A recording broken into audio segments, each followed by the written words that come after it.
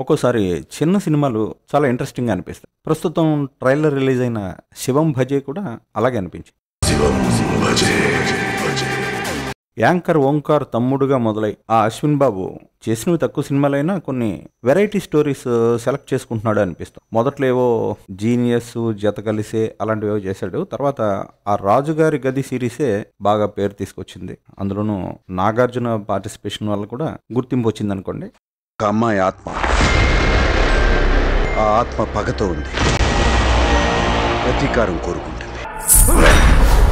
ఈ కన్యను తాకాలని చూస్తే నీకు తప్పదు మరణం.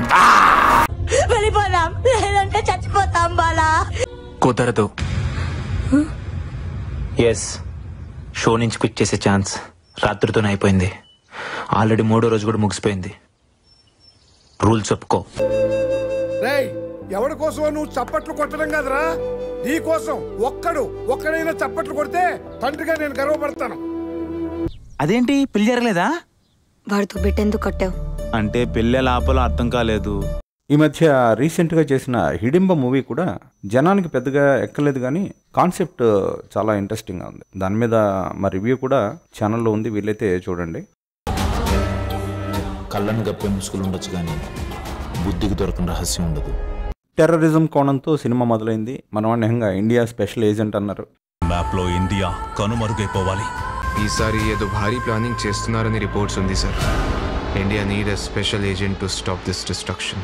మొత్తానికి క్రైమ్ ఇన్వెస్టిగేషన్ స్టోరీ ఇది కూడా. కెమికల్ ఇంజనీర్ అని ఒక డైలాగ్ ఉంది.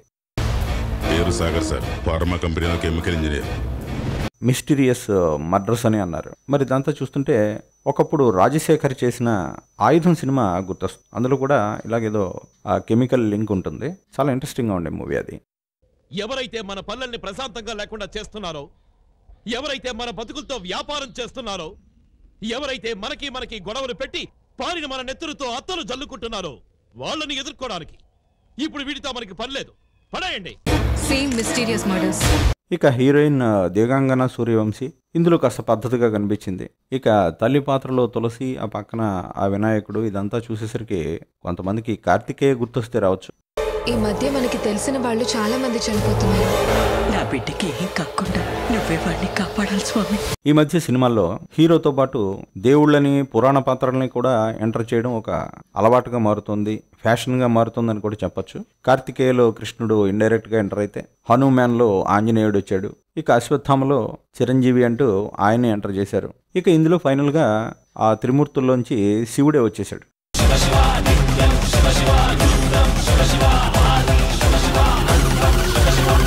ఆట మొదలెట్టావా శంకర అని ఒక డైలాగ్ కూడా ఉంది. కొంచెం అఖండ ఫీల్ కూడా ఉంది ఆ సీన్స్ వల్ల, డైలాగ్ వల్ల. అఫ్ కోర్స్ ఇందులో హీరో పేరు కూడా ఆ శంకరు, శివుడు అయి ఉండొచ్చు.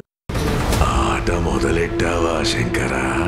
సరే, మరి హీరోలు కూడా పరిష్కరించలేనంత పెద్ద పెద్ద సమస్యలు ఉన్నప్పుడు దేవుడే దిక్కని చూపిస్తున్నారా, లేకపోతే దేవుడు సపోర్ట్ వస్తాడని అభయం ఇస్తున్నారా?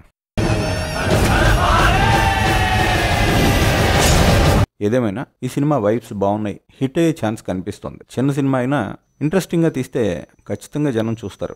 అఫ్ కోర్స్ మరి థియేటర్కి వెళ్ళి చూస్తారంటే చిన్న సినిమాలని చాలామంది థియేటర్స్లో ఎంకరేజ్ చేయట్లేదు, ఓటీటీలో వస్తే చూద్దాంలే అనుకుంటున్నారు. కానీ నిజంగా బాగుంటే థియేటర్లో చూడడమే వాళ్ళకి ప్లస్ పాయింట్ అవుతుంది. చూద్దాం. శివం భజే.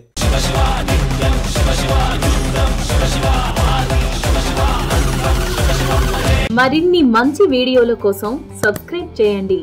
సోషల్ మీడియాలో మమ్మల్ని ఫాలో అవ్వండి.